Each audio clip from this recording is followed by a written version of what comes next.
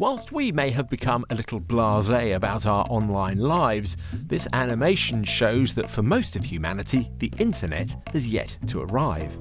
Like modern missionaries, the tech emperors are looking to spread the wonders of their work to the unconnected. When I was getting started with Facebook, I could build it because I had access to the internet and a few basic tools that gave me what I needed to build this for the world. Whilst broadband internet penetration in developed countries is around 3/4 of the population, in India it's just 13%, in Africa 20%, South and East Asia just 21%, and 45% in Latin America. What's more, the method by which Europe and North America managed to roll out broadband simply isn't open to much of the world. When you're looking at companies like BT and so on, they're able to rely on the existing copper infrastructure that was developed for telephony. Now in Africa, and particularly sub-Saharan Africa, these telephony networks were never built, and as a consequence of that we've seen very, very low fixed broadband, so home broadband uptake. Last summer, Mark Zuckerberg, the co-founder of Facebook, launched Internet.org with the aim of getting the 4.4 billion unconnected online. What we didn't know was how he was planning to do it. Now, however, credible press reports suggest Facebook is planning to spend $60 million on a company that makes high-altitude pilotless drones. They would act like low-level satellites.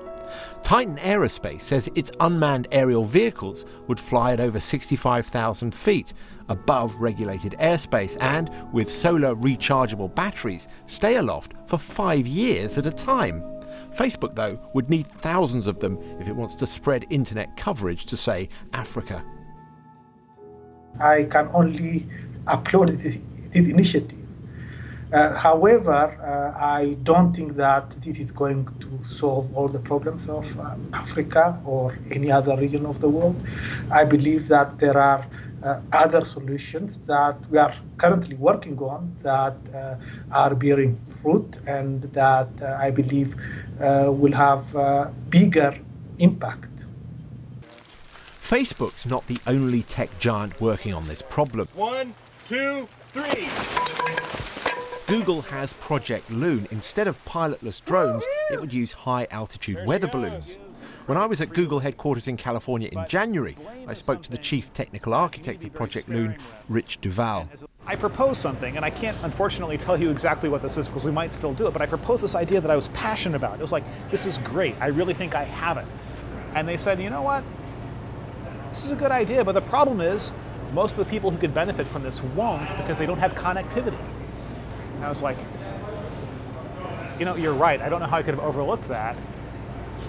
But global connectivity is kind of a hard problem. How do I solve that? And many years prior to this, I had this sort of crazy idea about, you know, using balloons for connectivity. And I thought, well, you know, I don't know why this won't work. Let me go back to that idea. So how big a bump would connecting up the unconnected give? According to a study by Deloitte, increasing internet penetration to European levels would be worth $450 per person in GDP to Africa, as well as 44 million extra jobs. And according to the same study, it could save 1 million lives, including 130,000 children. But it also, coincidentally, makes good business sense for the tech companies. Well, ultimately both companies make money from internet usage, whether that's social media usage or search and advertising or video advertising. So they're both very interested in building the scale of internet users in the future, so they can basically sell advertising and generate revenues from the consumers in these markets who are currently untapped. So the scramble for Africa and other parts of the globe is on once more, this time not under the imperial flags of the European powers, but under the logos of the tech giants. But if this works, it could represent the biggest single economic advance ever for the developing world.